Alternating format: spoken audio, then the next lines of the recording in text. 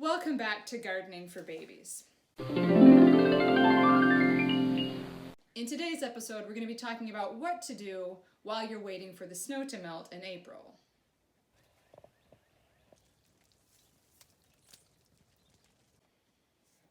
Okay, there are a few things that you should be doing with your time. The first is to transplant your seedlings, which have probably outgrown their egg carton containers.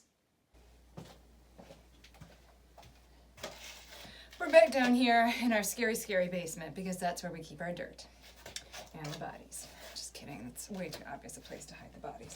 We are going to mostly be reusing old containers from the nursery. Now, some people will tell you you need to wash them out and decontaminate them, and that's really good advice, but I'm lazy, so I don't do it.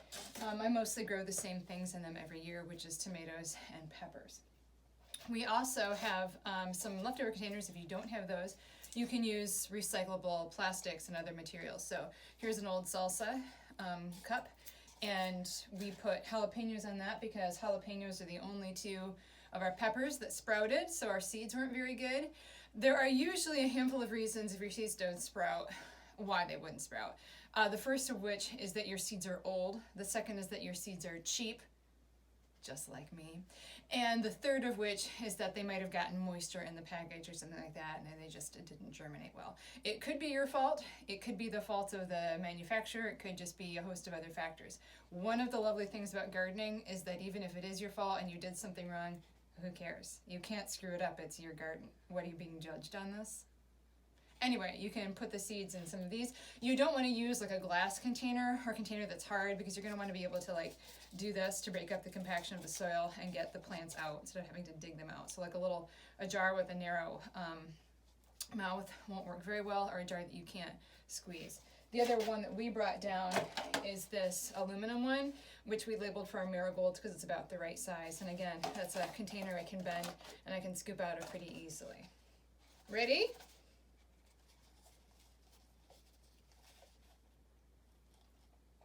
We've already transplanted this beefsteak tomato, and all I did was rip the egg carton because it's pretty moist. Somebody asked me, oh, do you want to hold it? Just be nice to it, like a kitty. No squishing, no pulling. Somebody asked me if you need to like score the bottom of the egg carton, and as you can see, they're kept so damp that they've already begun to break down and the roots have already grown through this. So I'm just going to pull these apart like this. There we go. And then I'll pull this part apart. Woo-hoo-hoo! Oh, tickle your face. And then we just take our container like that. And one of the other reasons I'm not taking it out of here is because if I keep it in here, I'm fairly confident this entire egg carton will break down, and I don't want to disturb the roots and pull them out. So if I can just leave them in there intact, so much the better.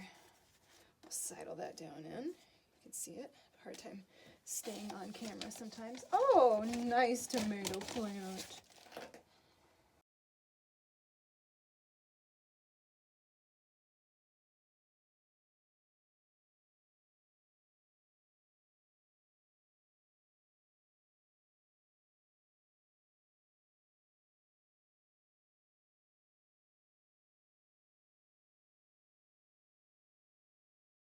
Something cool. The original casing for the seed is actually still on the first leaves of the plant. I don't know if you can see it right here. Right there, bing, bing. Anyway, here's our beefsteak tomato plant, ready to grow more. The second is to catch up on some reading with a delicious book about vegetables or two. Vegetables in underwear. I wear underwear. You wear underwear. We all wear underwear.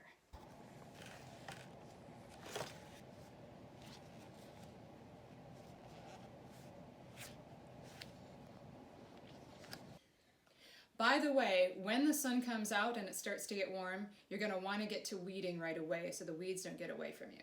In the meanwhile, enjoy your little plants and your delicious books.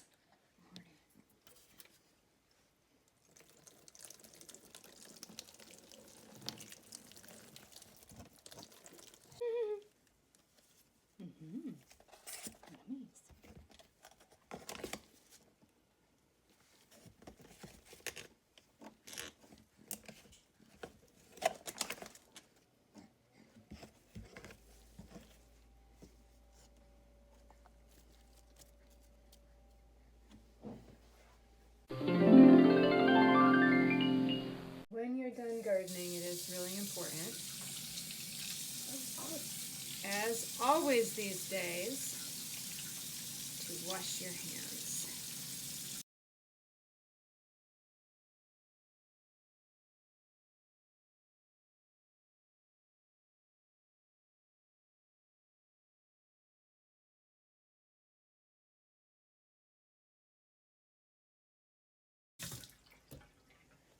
Good girl, Mae.